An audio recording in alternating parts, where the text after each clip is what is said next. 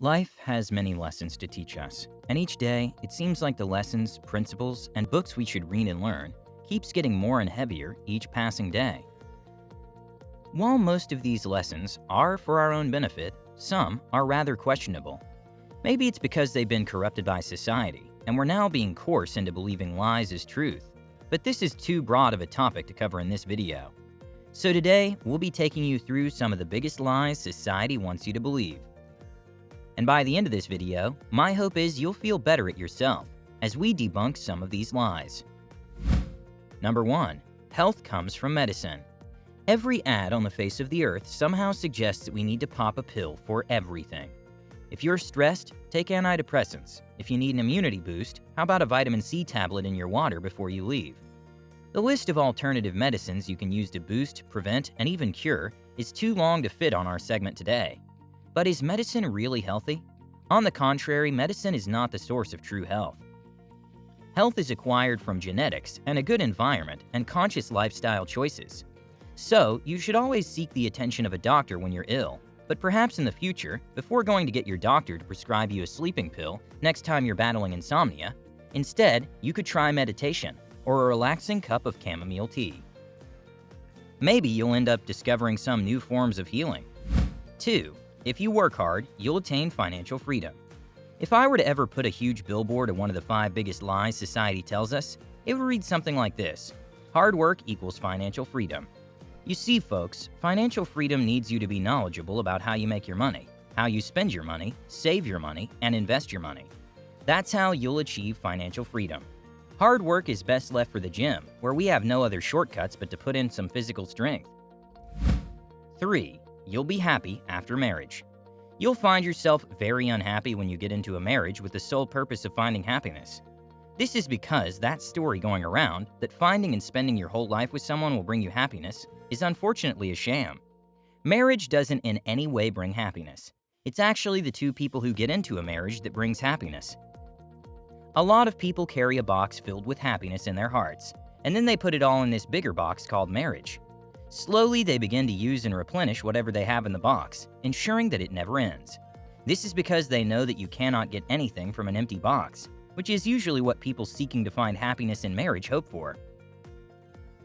Also, each individual in the marriage is responsible for their own happiness. You cannot place such a task on someone else when you yourself can't find what makes you happy. 4. Fair complexion means beauty. Society has formed a standard for most things in life, and the most used is the standard of beauty, which is skinny and fair skin, or at least it was for the last century. I'm glad that people are embracing the different forms of beauty out there, because people don't come in a one-size-fits-all description. Whether you have thick thighs or no thighs at all, you're beautiful.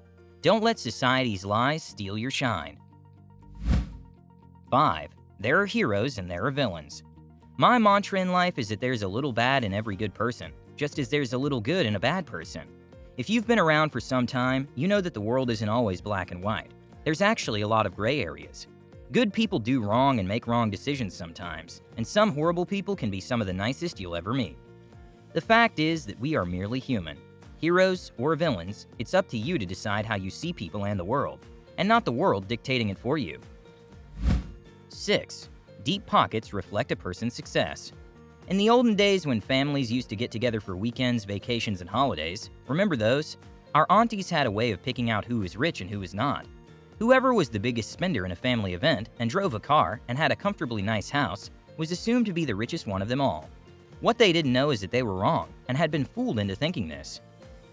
Those relatives who spend big were also the ones who were neck-deep in debt. Their cars were bought on loan, the house had to be paid a monthly mortgage fee, and their credit card debt was through the roof. A successful person would dress simply, have an average home and a simple car. They wouldn't spend on impulse or go over budget. At least now you know how to tell them apart if you ever need to. 7. Love means intimacy. Love makes the world go round, and we all have our definition of what love is. Some definitions bear some truth to them, while others are far from it, and could even be termed as a lie. One good example is that love means intimacy.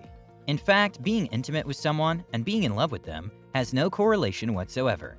So if you chose to be intimate with someone, that doesn't necessarily mean that you're in love with them. That's why you should never feel pressured to prove your love by being intimate with anyone. 8. Every story has a happily ever after. As soppy romantic human beings, we all wish that every story of our lives ends up being a happy one. Whether it's our career story or our love life stories, we can't seem to detach from the movie love stories sold to us on soap operas. In a real sense, sometimes marriages break and relationships grow sour. It sometimes gets so bad that two people can no longer stand each other whatsoever. The good news is, under such circumstances, you can choose to turn it into a learning curve. Just grab the lessons and run. You might end up falling in love twice. 9. True love only strikes once. Speaking about love, do any of you believe in trying to live? That somehow we're destined to be born and find that one person who truly loves us? However sweet and romantic that sounds like, it's a big lie created by society. And even science supports my theory. Apparently, a single human can fall in love up to 3 times in one lifetime. If you really take the time to think about it, you'll realize that you were fooled. Or is it that you didn't truly love your high school crush? But now the probability is that you aren't married to that high school sweetheart you so readily gave your heart to once. Neither are you married to just some rando, because I believe you may have fallen in love twice in your lifetime. There are also the others who have a long love story filled with love and passion with many partners, like a cat and its 9 lives. 10. If you work hard, you'll get rich. If you're not rich, it's your fault. I wonder why we still associate being rich with hard work, as if we don't know the stories of most of the people on the rich list. A good number of them never had to work hard in their lives, but were instead born into riches. Another few dropped out of school and used their wits to get them to stardom. Then why is it that society is still hung up on hard work making you rich? Maybe it's because that's the only way to get more children to stay in school and spare you the embarrassment of an unruly child. The truth is, those who believe in pulling their sleeves and are willing to put in the work will reap the rewards in due time. If that was so, donkeys would be the richest creatures in the entire world. Additionally, you aren't at fault if you aren't a billionaire when you're 40, because only a small percentage have the chance to have such an opportunity and make good out of it. 11. As a parent, you have a favorite child. Being a parent is a fulfilling and tiring job that will force you to take different actions any day, depending on your child's specific needs. The most unfair way to return this good is by claiming that every parent must have a favorite child. Though that is very far from the truth, because a mother's maternal love is enough to be shared between all her children. Also, I think it's a selfish presumption to make, more so when the mother is a mom to twins or triplets. Don't feel bad as a parent that you have different regimens specialized for different children on different days, because one day you'll wake up and your lastborn will want to be carried around all day.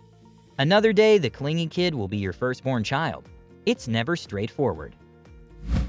12. Going to university and getting good grades is everything in life. If we do a survey seeking to find how many people went to a university versus how many people are successful, what do you think we would find? I'll tell you, you'll find that your whole life was a lie, and your success was never tied to going to university. Even your good grades won't add any dollars to your bank account unless you use them smartly. Think of how many millionaires and billionaires didn't go to university, or how many of them quit soon after enrolling. There are about a handful, but in the end they made what they had work for them, which helped them achieve great success. However, that doesn't mean that these people don't read. They do have the knowledge, just that they seek knowledge on things that are beneficial to them, aside from current affairs. If you have talent, find a way to capitalize on that, and whatever else you have. Then you'll know for sure that good grades aren't everything. 13. You're all exceptional. We've all heard this phrase before, mostly in classrooms or in our work area. Teachers and our superiors usually use this phrase to make everyone feel equal. But unfortunately, this phrase is far from the truth, because there's no way we can all be exceptional.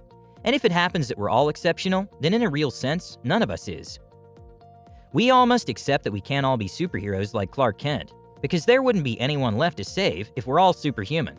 That's why I accept that I'm a normal human being, even though I'm exceptionally talented in different areas. Doesn't mean that I'm less of anything, and neither are you. 14. After marriage, a woman must change. The best way to end our video is by featuring a common stereotype that assumes that a woman must change after she gets married, as if it's not enough that she moves out of the comfort of her house or her parents' house to move in with a partner, and changing her last name to match yours still doesn't matter. Typically speaking, society believes this is true. No wonder you see women change their wardrobes into those lucky-looking outfits. Also, they forget about fashion and just dress for the sole purpose of covering their bodies. The truth is, no, it's not necessary that a woman must change after marriage. It doesn't make you any less married if you chose to remain as the woman you knew before you got married. I'd also like to believe that your husband would like your former self much better because it's the woman he fell in love with. Care to tell us which is the biggest lie you've heard? Leave a comment down below. Thanks for watching, and have a great one.